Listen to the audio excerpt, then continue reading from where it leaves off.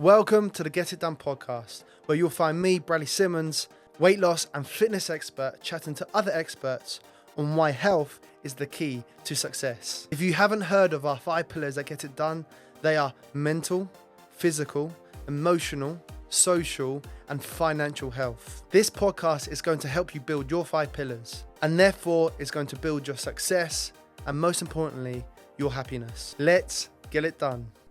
So, Dr. Finn, welcome to the Get It Done podcast, where we say the health is the key to success, and we discuss the 5 pillars of health.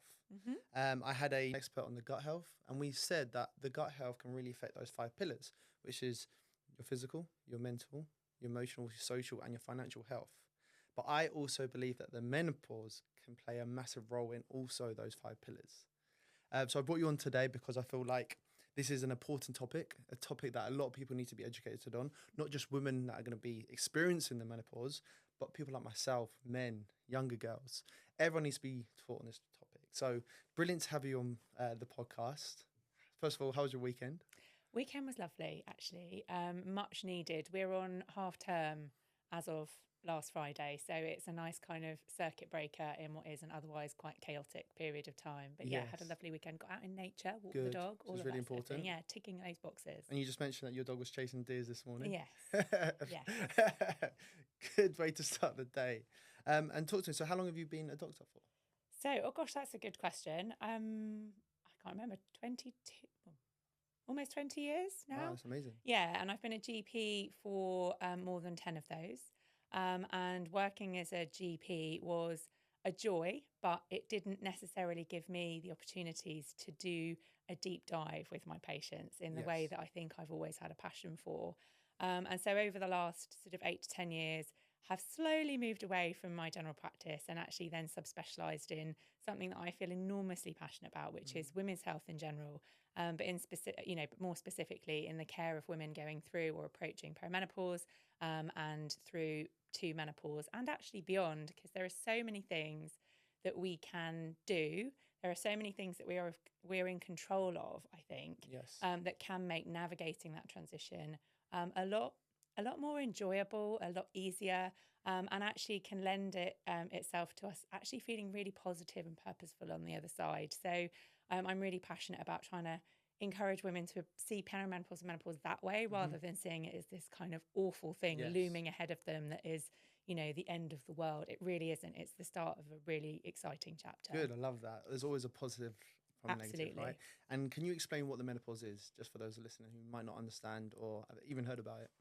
Yeah, so a good place to start might actually be, from the beginning in many ways. So women are born with a finite reserve of ovarian follicles, or should we call them sort of eggs, or what can be eggs at some point. We lose a lot, just in our first 10 to 15 years, and then from the point from which our periods start in our teens, we're losing a set of those follicles on a monthly basis over our reproductive lifetimes. Now, the rate at which we lose those follicles depends on a number of different factors. The number we are born with depends on a number of factors. And this is partly why everyone's going to come to menopause at a slightly different point in their lives. But ultimately, menopause occurs when that number of ovarian follicles in the ovaries have been entirely exhausted, i.e. we're no longer having menstrual periods, we're no longer ovulating, and we can diagnose menopause when you haven't had a natural period for 12 months.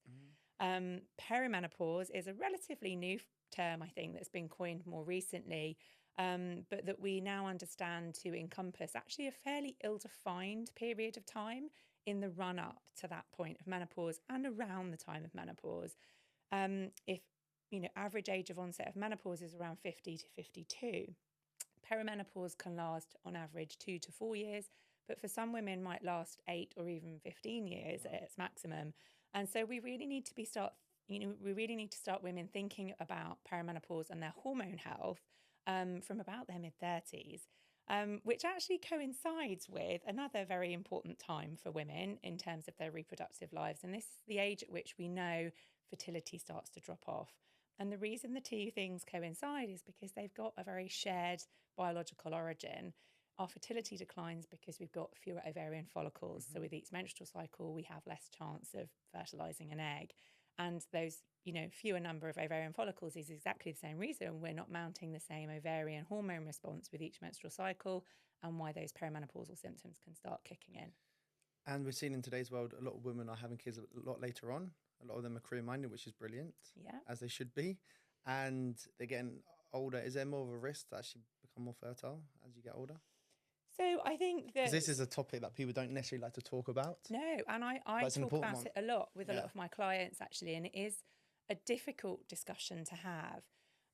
Women who are choosing to have children later in life, or whose opportunity to have children hasn't happened until later on in life, they do face challenges, or many of them will face challenges in terms of fertility because of that change in ovarian reserve that we have over our lifetimes. But that doesn't mean to say it's impossible to conceive in perimenopause. And actually, it's one of the myths that I think is really important to bust, is that in perimenopause, you can still fall pregnant. So if you're hoping to fall pregnant, don't despair. There are ways and means. You may need some assistance. You may need assisted reproductive techniques, which can become, make a sort of natural process become very sort of medicalized, which can often have negative consequences in the future. But it's also a period of time where if you've had your family and your family is complete, it's really important you concentrate on what contraception you've got, because there are actually relatively high rates of unplanned pregnancy in perimenopause and menopause. People getting to their mid-40s or early 50s and going, hang on a minute, I'm pregnant by accident. How on earth has that happened? So, things to consider from both perspectives. But I see a lot of women who are in that group that you describe, who are high achievers, who have gone, who've prioritised perhaps their career in the first instance and who've had children a little bit later. Often women who have had assisted conception or IVF are at an increased risk of earlier perimenopause for two reasons. Firstly, if the cause of their subfertility or their difficulty conceiving was a result of low ovarian reserve, then by the time they've come through the process of conceiving and having a family, their reserve is going to be even lower.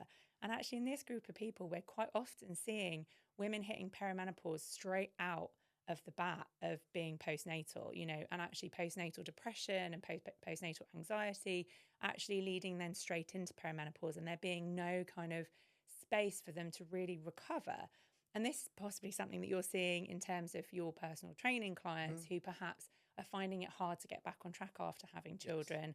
And actually, it's because their biology has changed quite significantly. This is it. They've gone from going to the gym 5 days a week, having the energy to do it, to then having a baby and wanting to bounce back. I know that phrase bounce back is a bad term that you're not allowed to use, but they've said, I want to bounce back, but I've been hit with perimenopause and I'm really struggling with the motivation, with the routine, or just having the energy. I mean, all of those factors are incredibly hard to deal with. And, I think it's admirable when women do want to feel fit again after having children. And actually, the fitter you are, the more enjoyable potentially your life as a parent to young children is going to be. And also hard for your physical health as well. Obviously, for your bone density, your muscle mass, you need to maintain that resistance training, Yes. It's really important. And actually the postnatal period is a period of relative estrogen deficiency, particularly if you are breastfeeding. And if you're breastfeeding, you have something called lactational amenorrhea, where the feedback network of hormone messages stops you from ovulating. And so in that period of time, if you're not ovulating, you're not producing as much ovarian estrogen. So it can look quite similar to perimenopause, actually. And I do find a lot of patients will sort of say to me, well, I feel really similar to how I felt after having my children. And it's because it's actually relatively similar in terms of the biology. The other thing that's important to note about women who've been through a fertility journey, for example, is a lot of the treatments that can help support women to conceive will involve ovarian stimulation. So even if they've got a relatively normal ovarian reserve to start off with, which is very common in the context of unexplained infertility, you have multiple rounds of ovarian stimulation, which stimulates a whole, host of those ovarian follicles that I've mentioned. And actually then a lot of them won't survive, and you might lose a disproportionate number of those follicles during the IVF process. Very complex, isn't it? Therefore landing you again in a postpartum perimenopausal situation, which is, exponentially tough. I mean, postpartum is hard enough, but being in perimenopause in that phase is really tough. So would the best advice be is try and have babies early on? No, I think the best advice is to go armed and prepared, and actually no fertility specialist who is focusing on trying to help a couple or an individual have a child.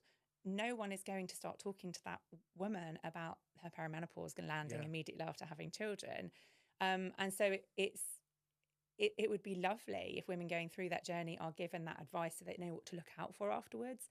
But in the absence of that happening, routinely during that episode of care, I think it's important for us as a society and a culture to Yeah. know that it exists too, so that partners can support their wives, Of course. sisters, cousins, friends, colleagues can also sort of Yeah. start supporting women who might be at risk of that.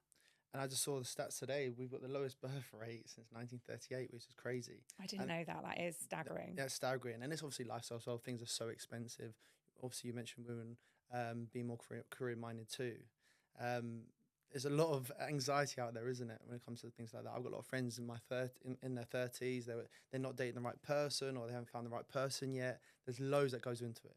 Yeah, there is. And I remember it. I remember that sense of wanting to sort of aspire and reach a pinnacle in my career, but also with that kind of deep, almost instinctive feeling of knowing that a family was something that I really wanted. And it's actually, I think we've kind of been missold a dud, actually, sort of the modern day woman who's been told she can and should have it all. Mm-hmm. I actually don't know how true that is, because I think it's incredibly hard unless you have substantial amounts of support around you. It is very hard to reach, the peak of your career and Yes. also maintain, It's healthy relationships. It's and 2 full-time families. jobs. I see my sister. She's got 2 young ones who are amazing, and she works full-time for me. And Yeah. how she juggles it, she's a superwoman. Yeah. But I see the stresses, the sleep deprivation, Yes. not having the motivation to stick to a good nutrition because you want convenience, you want something quick, Yeah. and that that affects your gut microbiome, which we know also affects your hormones Yes. and everything. It's very complex. It is super complex. Yeah. But the flip side of that is that as humans, our biology is amazing. Yes. Like, I'm in awe of it. But what makes women different to men makes us even more amazing and makes it even more kind of, awesome in many ways. But the problem is, I think women are existing in a society that wasn't necessarily designed with our biology in mind by any means. And so it does then give rise to considerable conflict when we do want to have, the career and the social life and the healthy lifestyle and the family and, the mental headspace to do the stuff that we want to do and make us feel whole as human beings. It's really hard, but it's hard for everyone, right? It's hard for everyone right now. It's a crazy time. And obviously you've found your passion, and that definitely helps you with your career, doesn't it, when you have a passion? Absolutely. Because as a GP, was that quite difficult? People coming in, like, I guess you was extremely busy with the amount of pressure on the NHS or the GP. Well, yeah, it was incredibly hard, actually. But what I loved about general practice was that there was just a complete breadth of stuff. 1 minute you might see a newborn baby who was poorly and needing care. The next patient might be somebody in their 80s who was approaching the end of their life. Yes. The next patient might be somebody who's going through a cancer journey. The next might be a pregnant mother. And these is happening in sort of 10, 15-minute consultations, one after the other. And so it required and was really stimulating because it required a real kind of fast-paced ability to kind of stay on top of everything. The downside of that was that it was quite difficult to really get into the nitty-gritty and get down to the root cause and actually talk to all my patients about those 5 pillars that you mentioned at the beginning and about how important context is to our lived experience. So perimenopause can be really difficult. Menopause can be very, very difficult, but it does also kind of depend on the context in which it's happening. And if there is financial pressure and if there is emotional distress, if there is physical illness, and if there are other extrinsic factors, which we don't have control over, then it can make that lived experience so much more distressing than when those factors, aren't in the equation. And what I love about my job now is I have the privilege of really kind of digging deep and trying to not solve the problem, because I don't necessarily think that's my skill, but But you I can keep people suppose at ease, you can bringing educate people people. to it, and guiding people and being with people on that journey, it is truly a privilege. Yeah. So let's talk about those 5 pillars and obviously menopause of those 5 pillars. So first of all, physical health. How Yes. important is it to look after your physical health when you're going through the perimenopausal symptoms or the menopause symptoms? It is really important, but I think what's also important to caveat that with is that you can only do what you can do. And I think adding an extra sort of pressure or stress of you must be doing Hmm. X times a week in order to feel, well, can be a burden that is very, very difficult for women to carry at an already very stressful Yeah. time of life. So I think that, yes, maintaining physical health and well-being is hugely important, and just kind of honoring it in many ways, in whatever way Yeah. that individual can. I am a firm believer in, regular exercise. I really love resistance-based exercise, but I also, running is my soul Yeah. food. Like, I have to run a couple of times a week, but I appreciate that a lot of people hate running, Yeah. and I would never tell anyone to go out for a But run. they hate running until they start doing it and they start getting into Yeah. routine of it, and then they start reaping the Possibly. benefits of Yeah. it. But everyone's going to have things Yeah. that light them up and that don't light them Of up or course. even drain them. And I think it's speaking to that. It's about tuning into what is right for us as individuals, whilst acknowledging that lifting heavier things, doing more resistance work is really important for preventing sarcopenia Yeah. and muscle loss, which isn't ideal for us because it's happening at an accelerated rate during perimenopause Yeah. and after menopause anyway.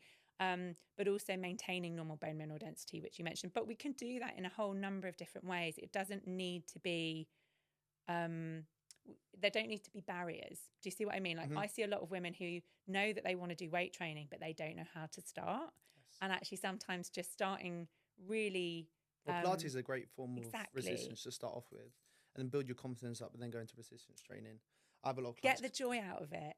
And Get then and the social people will of it want to as keep well. going back. Yeah, the connection. Did you know that 1 in 5 have a gym membership but don't actually go? If you're listening and that sounds all too familiar, I have the solution. Get It Done, my wellness app, provides you with the choice between personalized gym guides, Goal Pacific guides, and hundreds of home workouts. You'll also get exclusive access to our community events and retreats. So whether it's time to cancel your gym membership and work out at home, or bring some structure and success to your gym schedule, the GID app can do just that for £18.99 a month. Not only that, we provide recipes and nutritional guidance so you can partner your workout regime with the right meal plans for optimal results. Life's too short to pay for a gym membership you're not using. It's time to get it done. Community is really key because you might be going through a tough time. You might feel a little bit anxious or not confident to step into a gym environment.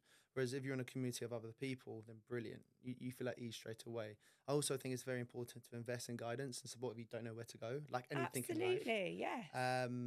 For me, obviously, I was known for my high intensity training. Yeah. So a lot of my female clients who were premenopausal or stepping into that bracket were doing a lot of high intensity training. Mm-hmm. And I did my research and I realized cortisol levels are going to be quite high. So doing a lot of high intensity training is only going to spike those cortisol levels. So it's probably not the best thing to do. Not saying you shouldn't do it, but you need to find a more of a balanced routine. So things like Pilates, resistance training, a nice 5 kilometer run or a power walk, and add in a high intensity session once or twice a week. Yeah, but the intensity needs to be different. And this Yeah. is what the research shows.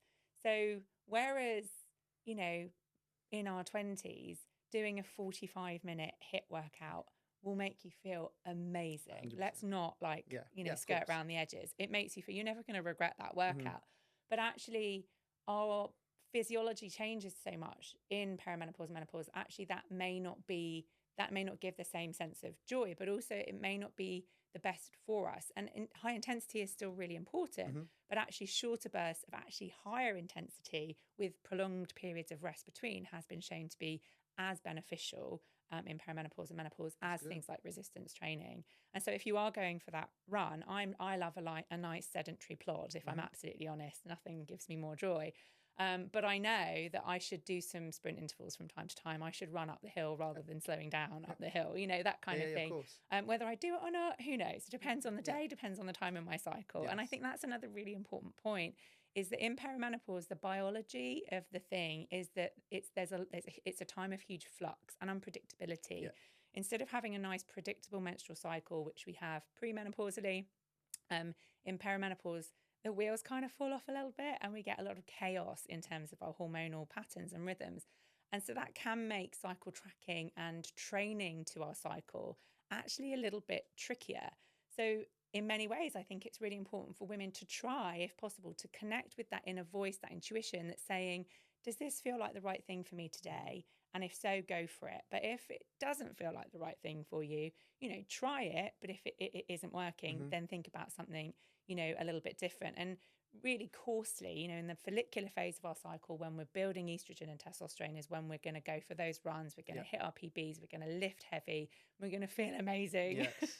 And they're key. Don't, in those moments, don't sit on the couch. Get outside. No, get out. Even if you're not motivated, just give it a shout. In the second half of the cycle is when we're going to need to pay honour and attention to restorative stuff, lower intensity, potentially lower weight at the gym so that you don't injure yourself. Pilates, yoga. Exactly. Fast-paced walks. Yeah, or weighted walking. Yeah. So putting a weighted vest on and going for a brisk walk or a hike actually has got some pretty decent of course it benefits does. to It does. Be interested to see how many people walking around Richmond Park like that. Be good. Yes. And let's go on to mental health, because I know the menopause plays a massive role in mental health. Yes. There's new studies come out that you can get plaque on the brain, which can affect your mental health. Yes and no. I think that our brains change considerably during the perimenopause, and actually the functional MRI studies that we have got to look at demonstrate this beautifully. We see significant reductions in brain energy levels in perimenopause compared to premenopausal brains, but also postmenopausal brains. So what this tends to imply, and we don't know yet because the research is still contemporaneous ongoing, is that our brains are changing considerably during this period of time. There's a theory that actually our brains are pruning and that we're getting rid of the stuff that isn't serving us anymore. And I really like that idea. Again, another positive look. Yeah, I mean, to then live in your power and in your wisdom in your postmenopausal years, not having to carry all of those kind of unnecessary nerve pathways around with you, I think is quite a nice idea.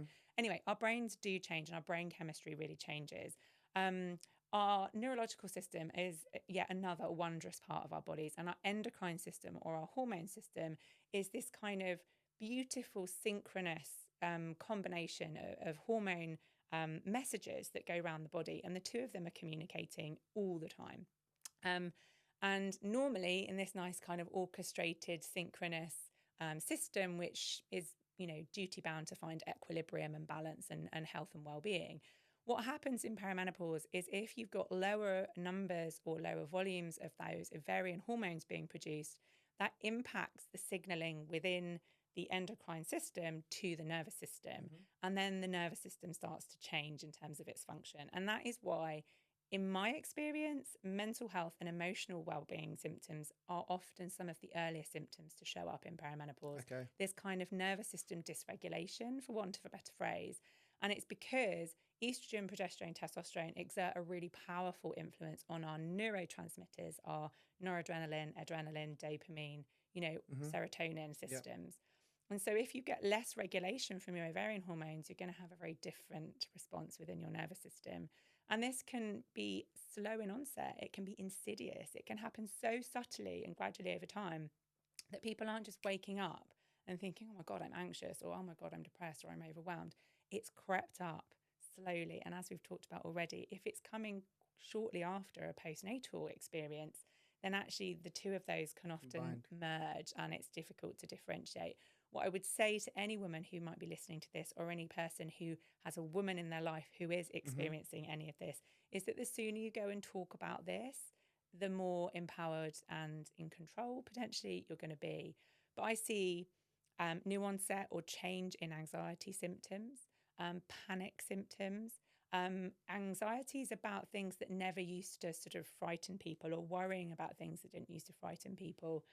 Insomnia, waking up at night, ruminating, unable to shut their brain off. Their brain is just in overdrive in the middle of the night. And then, of course, you're not sleeping. You're interrupting your REM sleep. Yes, you're waking up completely depleted, which then means everything you do during the daytime is coming from a point of depletion rather than nourishment. Low mood. A lot of people will come to me and they can't explain why they feel depressed, because life is great. I don't understand it. I've got a great partner. I've got great kids. I've got a great job. I should be happy, but I can't find joy in anything. And it's making me sad that I can't find joy in anything. And often these things impact a woman's life in a way that they can't necessarily talk about it openly. And women talk a lot more to each other, I think, than men do about their emotions and their 100%. feelings. But there are still some taboo subjects. And I think that, talking really honestly about some of the mental health symptoms that we might experience during this phase can be painful. And so I want anybody to know that it is really important to talk about it with, anybody who's willing to listen, and to anyone out there supporting somebody, be that set of ears. And you don't have to solve the problem. And I think this is often part of it, isn't it? When people talk to us about something that they're experiencing, we have a reflex to want to help and want to solve. And actually, sometimes you just need a set of ears to listen. But what if someone wanted to improve those symptoms? What do they do? Is HRT something that you would advise your clients to do? Well, I think, again, coming back to a really holistic viewpoint, I think HRT is often really, really helpful in managing the mental health symptoms as well as the physical symptoms in perimenopause and menopause.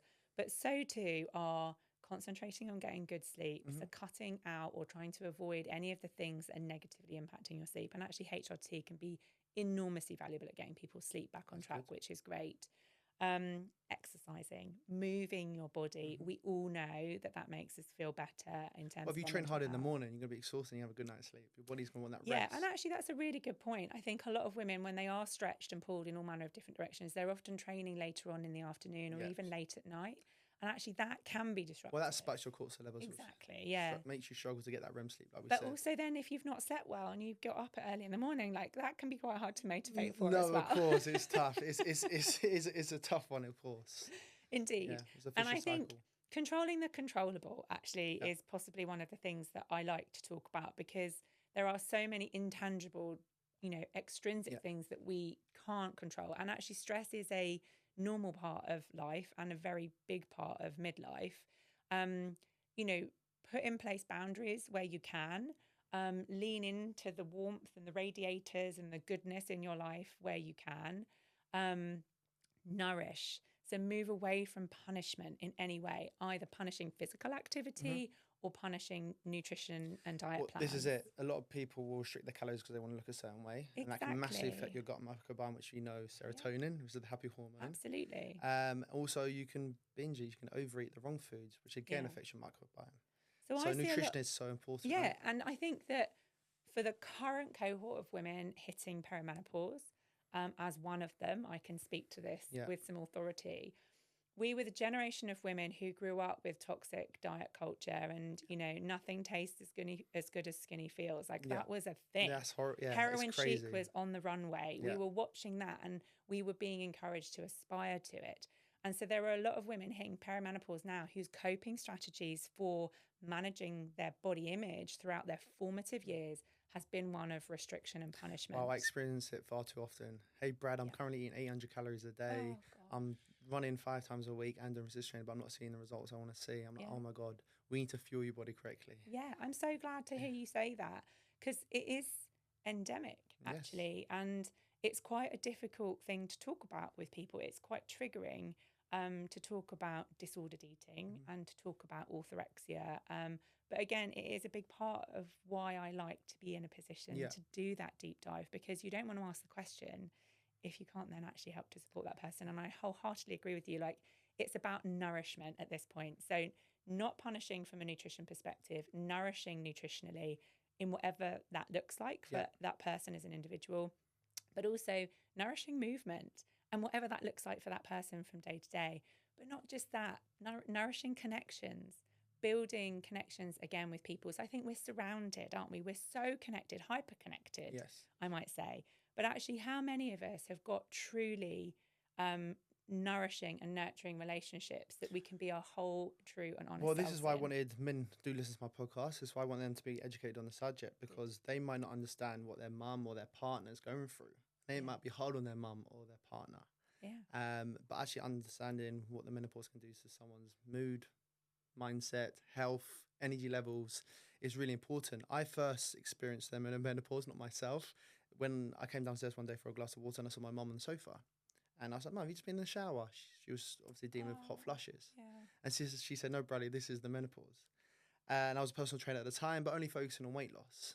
Was quite obviously younger, I wasn't educated. So I'd started my education on menopause, and I realised it's a really important topic. How old were you? I was, what must have been, about 21. That's amazing. Yeah. That is so amazing. And I wish there were more people like you. I had a patient who came to see me not recently, so not that long ago. And we were talking about how she'd, come to the appointment, and she said, my son is a personal trainer. Yeah. And he recognised that a lot of what I was experiencing was likely to be due to my hormones, and he booked the appointment for Yeah, me. you go. And my heart I just loved that man Yeah, no, for of what he course, did for his 100%. mother. And I just Yeah. think that we need allyship in all of our relationships, whether it's our parental and child relationships, whether it's our, intimate relationships, our frienships, our colleague relationships, all of it, we need allies. 100%. So educating is so key. So hopefully men are listening to this too. Yes. But I'll let you continue. I can't remember what I was saying now. In terms of like what we can do about symptoms. So I think controlling the controllable, and a lot of that can be quite hard. A lot of that can be intimidating to get started on, and actually it can feel like a lot. What I would say in my experience is if hormone therapy is something that you're open to, if it's something that is safe for you to use, then a lot of women find that it is the thing that then allows them the time and space and the energy and the facility to then do all the other good work, which is so important, because hormone therapy isn't a silver bullet. It isn't a magic wand. No. It's not going to make everything better, but it may well be a really crucial part of the toolkit that allows you to then put in place all those other really good routines and habits and nourishment. If you're listening to this podcast, then you either care about your health or you want to know how to become successful, or both. Great news. I believe that health is the key to your success, and for just $18.99, you can get access to a whole host of gym guides, home workouts, recipes, personalized programs, and nutritional guidance on my app, Get It Done, all designed by me, fitness expert Bradley Simmons. So if you don't know where to start and you need structure, then Get It Done is the app for you to finally get the results that you want. Well, I saw my mum was on HRT, and I saw the positive impact it had on my mum. Good. It was brilliant. And I understand not everyone is going to go on HRT, but you should speak to your doctor to see if it works for you. Yeah, only about 20% of women currently in the UK who are in perimenopause or menopause are on hormone therapy. For what reason? I don't really understand why. I think it's an access issue. I also think there is still a lot of misinformation, and there's a lot of fear around HRT, which is in part understandable, in part really frustrating. So there was a study published about 20 odd years ago that claimed HRT increased the risk of breast cancer, heart disease and stroke. Because of estrogen, right? Yes, but actually It's a myth. It's not a myth, but the outcome of the study was grossly overinterpreted and misreported across the press. And we've been coming back from that ever since. But we now have like 20 plus years of more research into the benefits of hormone therapy. And we know that for the vast majority of women, the significant benefits that they may get from hormone therapy far outweigh any small risks that are potentially associated with it. Even in the context of like a strong family history of breast cancer, for example, another case study to mention is I saw someone recently who had her mother and her paternal aunt both had breast cancer in their later years. So she had gone under the understanding that she would never be allowed HRT. Mm-hmm. But actually, when we looked at it, her risk was all genetic risk. And actually adding hormone therapy into her life only increased her risk by 0.2%. Okay. And actually being able to sit with people and kind of articulate that and put numbers to it is really valuable, so that women can really feel like they're making an informed decision. Yeah. I think data is so important. Have the facts in front of you. Yeah, absolutely. Not just opinion, have facts in front of you. Absolutely. And specific data to you as an individual, because you're going to be very different to your best friend. You're going to be different to your sister. You're going to be different to your twin. You know, you've talked about the gut microbiome a few times, and that's something that is very much dependent on our environment, isn't it? What we're putting in and where we exist and what we're exposed to. And actually, even in identical twins, they're going to have a very different experience in perimenopause, menopause, because our gut microbiome is different. Our, environmental exposures are different. Well. Yeah, it is. But there are still some simple things. And I think that with the gut, nurturing your gut microbiome is really important. Eating well to support that is crucially important. And taking out the things that are going to negatively impact your gut health are also the same things that are going to be hurting your mental health and your physical health and your future health and well-being. So removing ultra-processed foods, reducing or cutting out alcohol. I was about to say that. And it's hard because when you are dealing with the menopause, you want a glass of red wine on a Friday, don't you? A lot of people do. And I would say coming out the back of the pandemic, I was shocked sometimes meeting clients who were self-medicating with up to a bottle of wine a day. And it become quite normal because we had nothing else. We had exercise in the day, and then how were we doing in the and it's a very evenings? British thing to have a glass of red wine. Well, it's the most socially acceptable drug there is in the world, isn't it? And actually, for a lot of people, particularly those who have grown up in the same kind of decades that I have, alcohol has been an intrinsic part of the cultural experience. And what I'm so pleased to see is that it's so much less important to the younger generation newer are drinking generations. less and less alcohol. Which can only be a good thing, frankly. But it's a difficult thing. You know, you go out socialising with friends, and actually if you don't drink, people will start asking questions. And if you just say, well, I'm not drinking anymore, there is a judgment there. We were watching football at the pub yesterday with all the boys, about 12 of us, and I had 3 Guinnesses, and then my 4th Guinness, I said, no, thank you, I want to have a Diet Coke. And they booed me. Went, boo. So you have got that peer pressure of wanting to drink. I think that's a lot of people just wanting to feel safe in themselves. They're like, oh, okay, if they're drinking, I can drink. I don't feel as bad. Yeah, but so connection again. You were in the pub with 12 other, you know, there were 12 of you, and everyone was drinking because that's something that you have learned to do to connect with each other and to feel part of something. Yeah, community. So, you know, it is really hard. And but you can find that community in other things, which I say, come back to exercise. You got park runs, you got walks, you got all sorts of different clubs these days. I wish more of that existed when I was younger, though. Yeah. But I think COVID was good for that. I think, like, obviously, a positive from COVID is that there was a lot more things online, a lot more people more exercising. You either exercised or you didn't. Yeah, I think most people started though. Yeah, didn't they started. Yeah, the only way you could get out of the house was yeah, exactly. They were giving you an hour. If you look back, you was only allowed an hour to exercise at one point, which was mental. There we go. Another positive to come from COVID. Okay, and then let's talk about emotional health. Yes. Because I always say that's a bit different to mental health. Because emotional health is how you deal with your mental health, how you deal with situations, how you deal with being stressed, or you have an argument with your partner.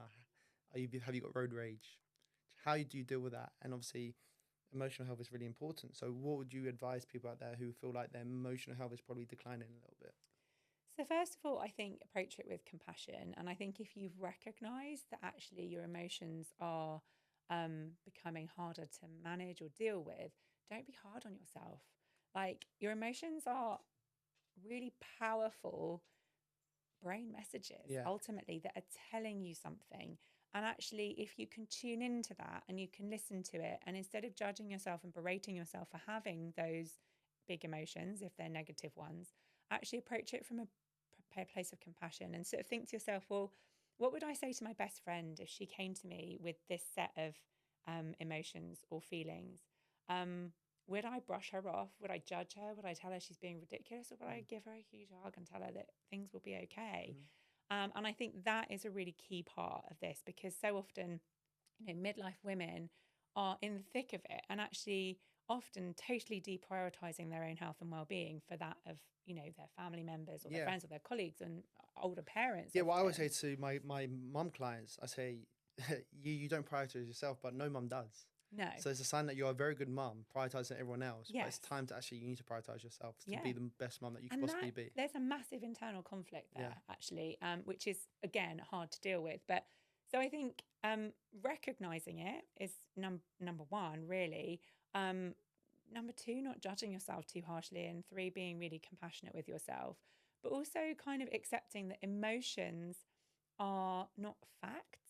You know, the feelings we have, they aren't facts necessarily, but if you have that emotion and that feeling, it is telling you something, and perhaps you need to be thinking about how you can then adjust or adapt in order to, you know, improve that set of symptoms. And maybe that is reconnecting with your partner in a different way. Maybe it is, you know, making sure that you've got adequate time out of the busyness of your life to self-soothe in whatever way feels good, and actually down-regulating that dysregulated nervous system, because a big part of this is that there is a kind of biological change in our nervous system that's going to give rise to the changes in emotions that we're experiencing. Have you seen the film Inside Out? Yes. And there's a second one, Inside Out 2, which is about the girl who becomes a teenager. I really feel like there needs to be an Inside Out 3 for the perimenopausal woman. So that'd be great. Disney, if you're listening. But, you know, there's all these like fundamental biological changes that are giving rise to all of that. But in context, again, if you exist in a culture or in a family or in a workplace where having big emotions is something you have to silence and you have to just get on with it and you have to put up and shut up, then you're just going to bury those big feelings and emotions somewhere, aren't you? And they're going to come out at some point. So thinking about how you can express those emotions and feelings in a safe place and in a way that isn't going to be kind of destructive for you. So journaling, for example, is really great. I was listening to something the other day about voice noting yourself, like actually doing a voice memo on your phone. Well, like, so many people hate the sound of their own voice. Yeah, well, you don't have to listen to it back, right? Yeah, You can just go out for that like storm walk, and just, you know, talk into your voice memo on your phone. You get it off your chest, get it out, and then you can delete the voice memo if you want, or you can listen to it back if you really want to. But, you know, finding little strategies for you to deal with that in order to kind of give you space within your body, within your nervous system, within your mindset to actually, you know, allow your brain to do what we want it to do ultimately, which is work for us rather than against us. But one of the big things I see in women from a hormonal perspective is their confidence changing. You know, as well as having these big emotions, we're also, the part of our brain responsible for kind of executive functioning is changing and adapting, but also the part of our brain responsible for regulating our emotions is really changing. So that whole piece then becomes really discombobulating. And you can have that emotion, you can have a rational thought about what you need to do with that emotion, but biologically your nervous system isn't allowing you to. So it can end up with this kind of really negative downward spiral. I would say perhaps don't try to overthink it too much. Yeah. Reach out to people, be honest with your feelings, you know, and find strategies for kind of offloading them as much as possible. But again, hormone therapy can be really helpful at managing that. Okay, that's good to know, because confidence is massively important. If you haven't got confidence in life, you're going to struggle in every aspect. Yeah, it impacts your motivation. It impacts your social connections. We see a lot of women experiencing substantial social anxiety and disconnections actually as they go through this phase. And that can cause, I guess, problems with your partner. Absolutely. I saw somewhere that divorce rates are quite high when women tend to go towards their menopausal stage. Yeah, well, I suppose it coincides for a lot of relationships with a period of transition for a relationship anyway. You know, often children are of a certain age where things are changing. They might be adolescents, teens. They might actually be empty nesting. And, you know, a lot of women who are reaching menopause have been in their relationships for, you know, many years, if not decades. And it really does present a kind of forced pause actually in your life. Like if you've got this huge biological change happening in the context of your lived experience, then it does force you to pause. And if you pause and actually realise that the relationship you're in isn't serving you, or actually there are elements of your relationship that you would like to improve upon, the coping strategies that you might have used in the sort of years that have got you to that point might also be having a negative impact on your relationship and how well it's functioning. And what would be really great is if that, you know, you can have honest and open conversations with your partner. And if you have that allyship and empathy both ways. Yes. Because let's remember, like, it's not easy for partners of women. I mean, I'm going to sympathise far more with the women going through this. Yeah, of course. But, you know, even the partners of a perimenopausal or menopausal person are having to, you know, deal with often volatile situations, you know, awful mental health changes, sometimes physical changes, and the children in those families can also be affected. And that was a big part of my experience. So I remember being a teenager at the same time that my mother was perimenopausal, and it struck me as an adult how unfair that coincidence is, that actually, you know, teenagers and mothers are going through their, you know, hormonal storms often at a similar time. But then I reflected on it and I thought, well, maybe it's a good thing. Maybe it's part of how mothers can then help launch their children out into the world if actually they've had this difficult period where hormones are kind of getting in the way of everything. But, you know, the impact is widespread. The ripples do spread out wide. And so I appreciate that it can be difficult for partners. So talk about it, you know, talk about your experiences with your friends or in an online community or, you know, whatever. I think that it can have a really negative knock-on effect in the same way that parenthood, and I think we often talk about postnatal depression and postnatal anxiety as being a sort of predominantly mother experience. But I also think that that affects fathers in the same way. It affects fathers big time. You know, I think that menopause does have a direct effect Yeah. on, on partners. And Well, men obviously struggle with testosterone. Their testosterone levels drop as well. So there's TRT. yes, And a lot of men don't understand what TRT is. Obviously, when you think of steroids or upping your testosterone, you think of steroids. You think yourself getting big. But TRT is actually really important for men approaching their 40s, 50s. absolutely. Because they can keep their testosterone levels at a high level, which gives you more energy. And testosterone is needed for muscle mass. It's needed for your brain functions. It's needed for creativity. So not just women, men also struggle with their hormones as they get older. Yeah. So if you've got a relationship where the woman's struggling with their hormones and the man is, that can create, I guess, a bit of tension.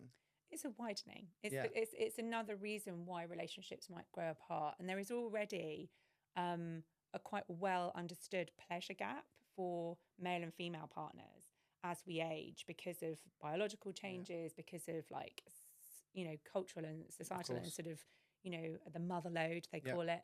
And just our biology is very different. And the way that we feel pleasure is very different. So there is a pleasure gap as we get older anyway. That is exacerbated then when women are sleep deprived, they don't feel sexy anymore. Actually, the changes of perimenopause and menopause can directly influence how much pleasure you experience during an intimate encounter. And so hypoarousal is really common. Actually, an inability to climax is increasingly common. And of course, if you're not getting pleasure from an intimate experience and actually you've got all these kind of chaotic other things going on, it's going to distance you from your partner. And on the other side of that, your partner might sense that as rejection, and that further kind of exacerbates the problem. So it can be really hard to reconnect. But this is why education is key. Yes, so if someone listening to this is like, oh, that's probably the why. Yeah. So having that conversation, educating yourself, and then sitting down with that education and saying, well, look, these are probably the reasons. This is what we need to work on. Yes. And I would love if just one couple would benefit from having had this conversation. Of course, 100%. And I say to my mates all the time, because obviously I'm in the industry where I'm helping a lot of women. I've trained a lot of women in the past. And they don't quite understand because they're in a male environment. A lot of my mates are in the footballing world, etc. So I actually educate them and tell them, so look, mate, your missus is going through this probably right now. Especially a lot of women are experiencing miscarriages. It's quite common right now. Yeah. And there's, it could be to do with the vaccine. It could be to do with cortisol levels, stress levels. It could be, it's loads of factors. And I just have to advise them, just relax. They're probably going through a really hard time. And even though they're going through a hard time as well, I think it's going to be a little bit more impactful for the women just because it's their body, right? I mean, it's an experience that I wouldn't wish upon anybody. No, of course. And I think I'm just pleased now that it's a subject that is talked about rather than being hidden away and silenced. And again, women just being expected to get on with that. It's a grief, it's a trauma, it's a loss, and it does need to be honoured. But having conversations, however hard they can be, is really important, so that couples going through that can actually really understand each other's viewpoint of it. I think.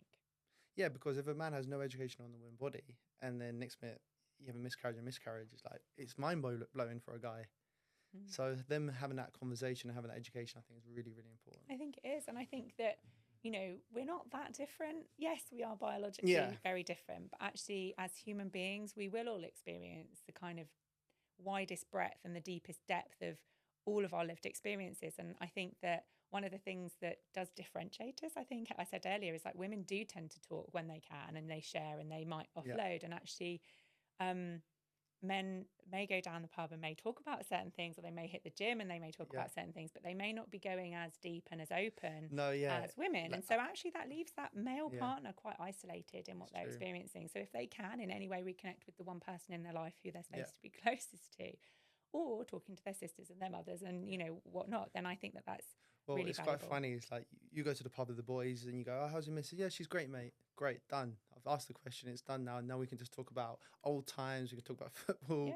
Where with women will sit down and say, how's your relationship? What's going on? And you'll have a half an hour slot each, to talk about your relationships. Or more than half an hour. Yeah, more than half an hour. And men don't. Several hours at a time. Men is just like, how's Lucy? Yeah, she's great, mate. Brilliant. Oh, nice. Tell her I said hello. Move on.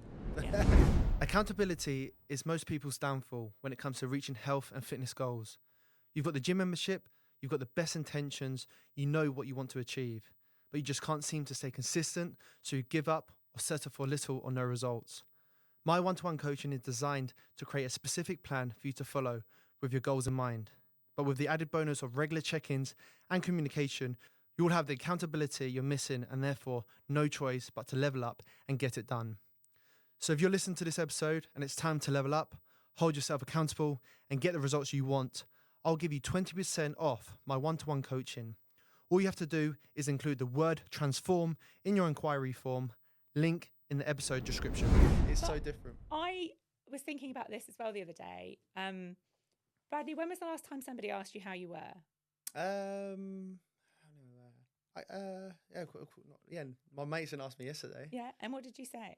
Well, when they asked When they me, said, how are you? I said, to be fair, I'm quite open, I'm quite honest. So I'll say, look, I'm actually really stressed right now, only because I'm very ambitious, I've got a lot on my plate, and that's probably my own fault. But I really admire that. I wouldn't change it for the world because I love being busy, right? Yeah. I'm in the process of moving to Dubai in January, and then with that comes a lot of the unknown, but also a lot of excitement. So there's a mix of emotions. Yes. Leaving your family behind, leaving London behind, I'm a London boy, born and raised. But then also the excitement of it's a new chapter, can't wait. There's so much opportunity out there. I can't wait for it. I'm going to smash it. So there's mixed emotions. But yeah, I guess it's a question men don't really necessarily ask each other. I notice when I need to pull my mate to a side is when they're drinking too much. They're the loudest in the room sometimes, obviously just to hide their emotions or hide what was actually going on. So I understand that. I've got experience with that. But I'm 30 now. Probably didn't know that 21, 22. I thought, oh, yeah, that geezer's got so much confidence. I want to be a bit like him. Yeah. Do you know what I mean? But you don't know what the underlying issue is. So I think the awareness is getting out there, and people listen to this will probably be like, yeah, I have a mate that's similar to like that. So maybe you have to sit down and say, mate, is everything all right? How's the family? How's the missus? How's work? Even so, like, so many people are asked that question. They say, yeah, I'm fine. Yeah. You know, and you said, oh, you asked your friend and Lucy's fine. Yeah. I'm fine. Everyone's fine. Yeah, everyone's fine. And actually, often they're not. And it's about looking for those non-verbal cues of like, actually... Is it because everyone wants to fix their own problem themselves before hitting rock bottom and then, guys, I need help? I think that's it. I think it's a bit of ego, but isn't it? let's intervene before rock bottom, Of course. I think. And we, you need to see those signs. be allies for all of the people in our lives. Yeah. Let's talk about financial health.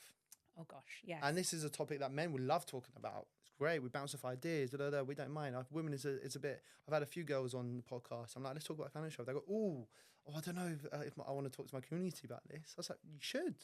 It's brilliant. People are inspired by it. And it's a topic right now where people are struggling and people want ideas. People want to feel motivated. People need to earn more money in today's world because it's just so expensive.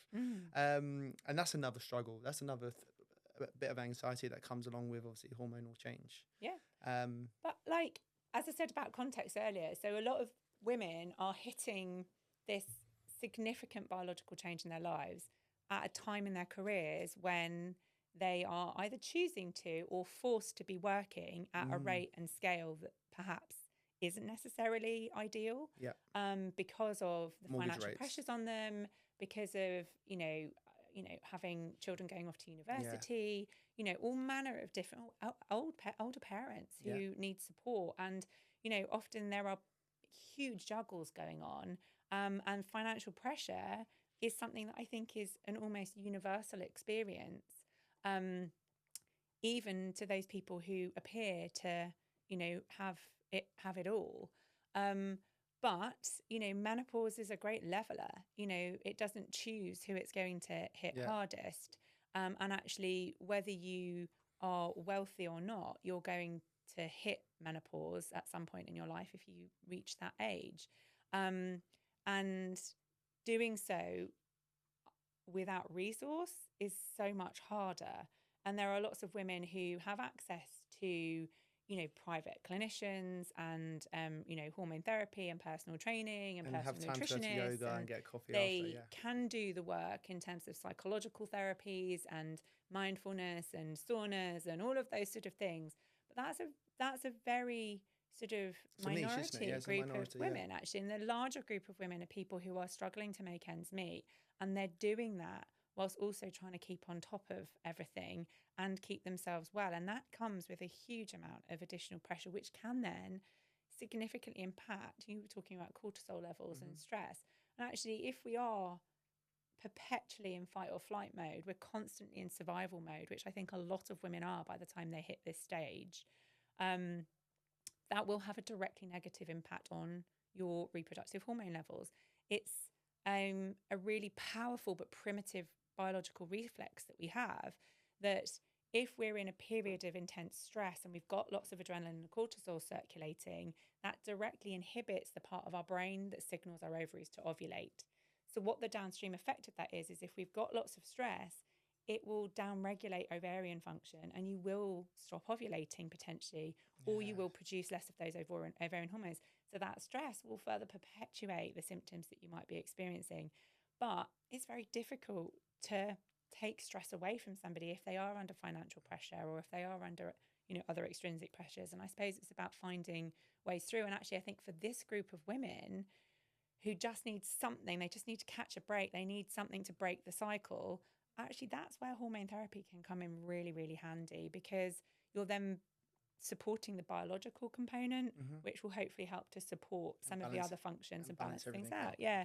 And actually, everyone, whether you're, somebody who has a C-suite role in a big corporation to somebody who is not working for a salary, you can all access this via your NHS doctors. Okay. Because a lot of people anyone say it's can quite go expensive. and see their GP and say, look, I think this is what's going on and I'd like to explore hormone therapy. I want to tackle this head on before I reach a crisis. Can you help me? And I can't imagine any doctor, even if they're up against the wall and, completely and utterly flat out, saying no to somebody who's taken the courage to come up and say, look, I need some help. Yeah. So definitely use your NHS GP as your first port of call, because there is something called the HRT prepayment certificate, which is £20 a year. And if you get your NHS GP to prescribe your HRT, then all of it is included under that £20 fee for a year. So that should be, and if you're on benefits or if you don't have a salary, then actually you're exempt from prescription charges anyway. So it's definitely an important conversation to have. How much is a prescription for HRT? So it depends a little bit on what you're getting. So there's lots of different types of HRT. There are, generally speaking, if you are looking at a hormone therapy regime, you're likely to need estrogen and progesterone if you have a womb still. If you've had a hysterectomy, you may not need the progesterone part, so you may just have estrogen. And a lot of women, as I sort of alluded to earlier, might experience actually sort of pelvic or intimate symptoms with perimenopause, so dryness, discomfort, bladder symptoms, etc. And actually vaginal estrogen can be really helpful at treating that symptomology. So actually for a lot of women, they're probably going to be on a combination of systemic estrogen, systemic progesterone, plus maybe vaginal estrogen. And for a lot of women, they might be using testosterone too, which is like 4 items. And generally speaking, an NHS prescription charges about £10 per item for however long the GP is willing to prescribe it for. And they'll often do a month or 2 months at a time. So if you're looking then at kind of £40 every 2 months, that racks up and that becomes very expensive, which is why the HRT prepayment certificate was brought into effect, to help reduce price being a barrier to women accessing what is essentially incredibly effective and useful medication. In the private sector, those medication costs do vary quite considerably on a sort of market basis. But generally speaking, a ballpark figure might be £30 for a 3-month supply per item, for example. So it can be a lot more expensive. Testosterone's a little bit more expensive than that. But yeah, so that would be a kind of ballpark. It's expensive, but it's always, remember, you have to invest in your health if you want to feel your very best. You do. And actually, when you think, I've been guilty of this, of like grabbing a coffee when I'm out. Like they're now like £5, right? When did a latte become £5? I know. Especially you go to Starbucks. Like I'm paying £4 for a flat white in Starbucks. It's not even good compared to an independent. Yeah, but I mean that has gone up, right? Yeah, I remember when I was at university, up. I'm pretty sure a caramel macchiato was like £2 when I was at university, but that was such a long time ago. Yeah. But yeah, so £5 every few days. That so just cutting out your coffee habit, or indeed cutting out the wine habit, is probably even more of a cost saver. And I would argue investing in hormone therapy, investing in personal training, investing in a robust nutrition plan, actually is a savings account, isn't it, for your future health and well-being? And we know that hormone therapy isn't just beneficial for relief of symptoms, which it can and often is, but it can also help to protect your bone mineral density, so reduce your risk of osteopenia and osteoporosis and fragility factors. It can slow down or reduce the risk of sarcopenia or muscle loss, which is important for mechanical function, but also metabolic health. It also then has a direct effect on your metabolic health and can reduce rates of type 2 diabetes and metabolic dysfunction, insulin resistance, and hormone therapy can protect us against cardiovascular disease. So there's many yeah. benefits. And like I said earlier, like if we balance the benefits for an individual against the risks, then actually for the vast majority of women, the benefits are going to outweigh the Good. risks. I love that. And that's why I love this podcast, because we're going to educate so many people. Hopefully. I'm sure we will. And we're nearly run out of time. We literally could be talking for another hour. gosh. And that's gone quick, hasn't it? It has, yeah. So your best advice out there to anyone that is slightly worried about the menopause, preparing menopause, or who are dealing with it now? Okay. Just to conclude.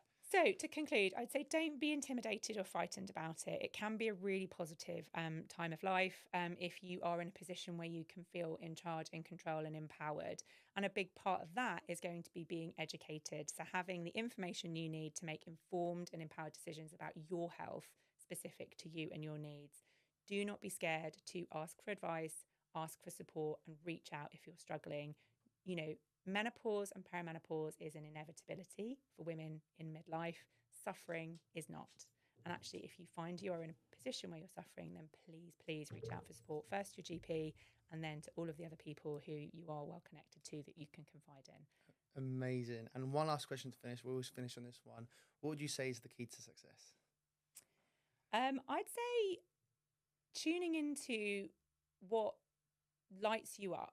And also having an awareness of the things that actually drain you. I kind of alluded to this earlier, and I think that I'm in a position of great privilege in that I've worked out what lights me up and I've got a job that is full of purpose and passion, but I didn't always have this job. And I think the keys to success is trying to find ways for you to, you know, be positive and passionate and purposeful in what you do. And if you can, avoid the things that are, you know, dragging you down and not serving you. Wicked, amazing. Well, look, thanks for coming on the podcast. I'm sure we'll do this again. And that was brilliant. Well done. You're welcome. It was a pleasure to be here. Thank you.